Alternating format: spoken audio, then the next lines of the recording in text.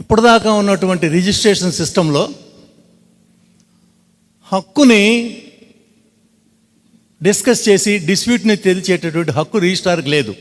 రిజిస్ట్రార్కి అమ్మేవాడు కానీ కొనుక్కునేవాడు కానీ వీళ్ళకి హక్కులు ఉన్నాయా, ట్రాన్స్ఫర్ పూర్తిగా జరుగుతుందా లేదని విపులీకరించేటువంటి హక్కు లేదు ఇప్పుడు దాకా ఉన్నటువంటి దాంట్లో.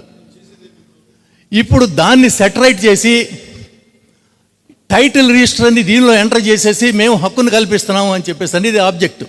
ఇప్పుడు దాకా రిజిస్టర్ చేసుకుంటున్నారే కానీ ఇందులో డిస్ప్యూట్స్ ఏమన్నా ఉంటే ఆ డిస్ప్యూట్స్ని సెటిల్ చేసే అధికారం రిజిస్ట్రార్కి లేదు. కనుక ఇప్పుడు దాన్ని ఆబ్జెక్ట్స్లో వన్ ఆఫ్ ది ఆబ్జెక్ట్స్ ఈ రిజిస్ట్రేషన్ సిస్టంలో. అందుకని టైటిల్ని మేము హక్కుని కల్పిస్తున్నాం, డిస్ప్యూట్స్ని కూడా మేమే సెటిల్ చేస్తాం అనేది ఆబ్జెక్ట్ అండి. మేమే సెటిల్ చేస్తాం. అందుకనే డిస్ప్యూట్స్ రిజిస్టర్ అనే దాన్ని కూడా ఒకటి పెట్టారు ఈ డిస్ప్యూట్స్ని రికార్డ్ చేయడం కోసం. లక్షల రూపాయలు స్టాంప్ డ్యూటీ కట్టి కోట్లు పెట్టి కొనుక్కున్నా కానీ దస్తావేజు ఎందుకు పనికిరాదు వీళ్ళ ముందు. వాళ్ళు రికగ్నైజ్ చేస్తేనే ఈ హక్కు, దాన్ని మనం ఏమైనా చేసుకోగలం.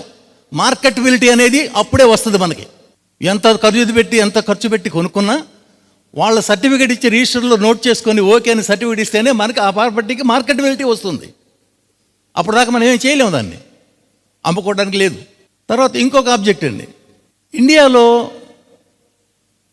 ల్యాండ్ డిస్ప్యూట్స్ ఎక్కువగా ఉన్నాయి, సివిల్ కోర్ట్స్లో డిలే అవుతోంది. ఈ డిస్ప్యూట్స్ లేకుండా సివిల్ కోర్ట్స్లో డిస్ప్యూట్స్ని అవాయిడ్ చేసి భూ బదలాయింపు అనేది తేలిగ్గా జరిగే విధంగా చూడటం అనేది నీతి ఆయోగ్ పంపించిన లక్ష్యం. సివిల్ కోర్ట్స్కి లేదని కాదండి, సివిల్ కోర్ట్స్లో డిలే అవుతుంది. ఈ డిలే అవ్వకుండా డిస్ప్యూట్స్ ఉన్నాయి కనుక భూ బదలాయింపులు డిలే జరుగుతుంది కనుక దాన్ని అవాయిడ్ చేయాలి అనేటటువంటిది దాని వెనకాల ఉద్దేశంగా కనబడుతోంది. కార్పొరేట్ సెక్టార్కి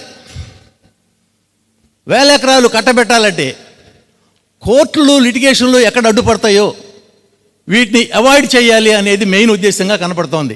రెండోది, ఇక్కడ ఇందాక ఇన్సిడెంటల్గా టచ్ చేసాం, గవర్నమెంట్ భూమి వాక్ ప్రాపర్టీ అన్నారండి. వాక్ ప్రాపర్టీని ఇంత కూడా అంటుకోవడానికి లేదు, వాక్ ట్రిబ్యునల్స్ ఉన్నాయి. సివిల్ కోర్టులో ఎటు వేసుకోవడానికి లేదు వాక్ ప్రాపర్టీని గురించి, వాక్ ట్రిబ్యునల్స్లోనే వేసుకోవాలి, సివిల్ కోర్ట్స్కి లేవు. వాక్ ప్రాపర్టీని ఎవరు టచ్ చేయరు కూడా, ప్రభుత్వాలకు కూడా చులకనగా కనపడేది ఏంటంటే ప్రభుత్వ భూములు, పోరంబోక్ ల్యాండ్స్ 1000 ఎకరాలు ఉన్నాయి ప్రతి దేశంలో, ప్రతి రాష్ట్రం కింద. నా ప్రాపర్టీని ఏదైనా కానీ ఈ హక్కుని గురించి మాట్లాడాలని చెప్పేసి నేను రిజిస్టర్ చేసి తెలిస్తే నేను వెంటనే రంగంలోకి వచ్చేసి ఆలస్యంగానైనా సరే ఒక లాయర్ని పెట్టుకోనో లేదో ఒక ఎమ్మెల్యే ద్వారానో దాన్ని ఫైట్ చేస్తాను. ప్రభుత్వ భూమిని ఒక 100 ఎకరాలు నా పేరు మీద రాసేస్తే ప్రభుత్వం వచ్చి మాట్లాడదు, దాన్ని ఫైట్ చేయదు. ఈ 100 ఎకరాలకి ఆ పుస్తకంలో నా పేరున హక్కు రాయబడుద్ది.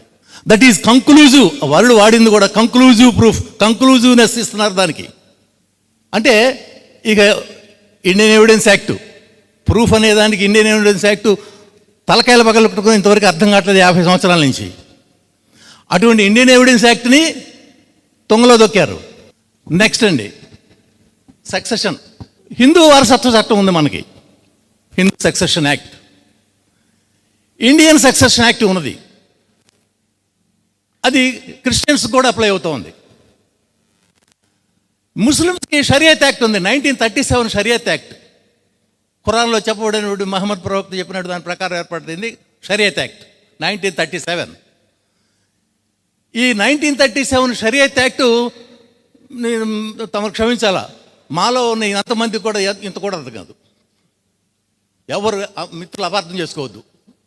అంత కాంప్లికేటెడ్ ఆ ముస్లిం వారసత్వ చట్టం. My friend also agrees if I right. చాలా ఇది అటువంటి వారసత్వ చట్టం. So also is the case with Christian law, so far as వారసత్వం ఇస్ కన్సర్న్. హిందువులా కూడా అలాగే ఉంది వారసత్వంలో. కానీ వీటన్నిటిని కూడా ఇగ్నోర్ చేస్తూ వారసత్వాన్ని వారు నిర్ణయిస్తారట ఈ చట్టంలో. వారు నువ్వు వారసులు అంటే నువ్వు, నేను వారసులు ఉంటానంటే ఈయన వారసులు అంటే ఈయనే. ఈ వారసత్వాన్ని వాళ్ళే నిర్ణయిస్తారు ఈ చట్టం కింద. ఇది ఎటువంటి ప్రమాదాలకు దారితీస్తుంది అనేది ప్రజలకి చెప్పాల్సినటువంటి బాధ్యత మీ బోటి నాయకుల మీదే ఉన్నది. చట్టం అనేది వ్యక్తులకు అప్లై అవుతుందండి. వ్యక్తి రిలీజియన్ని బట్టి చట్టం అప్లై అవుతుంది. ముస్లింకి షరియత్ యాక్ట్, దీని ప్రకారం అసలు ఏది లేదు, ఎవరికైనా ఒకటే. దానిలో అసలు దానికి డిస్టింగ్విష్ చేయలేదు. వారసత్వాన్ని మేమే నిర్ణయిస్తాం, సక్సెషన్ని మేమే నిర్ణయిస్తాం, వారు చెప్పిందే ఫైనల్. మీరు ఏదైనా కనుక ఒకటి ఉద్యమంలో ఒక ఆస్పెక్ట్ని తలపెట్టి మైకు పట్టుకొని మాట్లాడటం మొదలు పెడితే అది సక్సెస్గా జరుగుతుంది అనేది మా వాళ్ళందరి నమ్మకం, నా నమ్మకం కూడా. కనుక మీరు కూడా సహృదయంతో ఈ ఆస్పెక్ట్ని కూడా మీరు గట్టిగా మీ హృదయంలోకి తీసుకొని దీన్ని కూడా మీరు ప్రజల్లోకి, మీరు ఒక మాట చెప్తే ప్రజల్లోకి ప్రతిధ్వనిస్తుంది ప్రజల్లో. మాకు ఆ నమ్మకం ఉంది, జరుగుతున్నది, చూస్తున్నాం కూడా. కనుక మీ వాయిస్ ద్వారా ఈ చట్టాన్ని రద్దయ్యేంత వరకు కూడా మీరు కూడా మాతో పాటు కలిసి మరి పోరాడతారని చెప్పేసి మేము కోరుకుంటూ సెలవు తీసుకుంటున్నాను.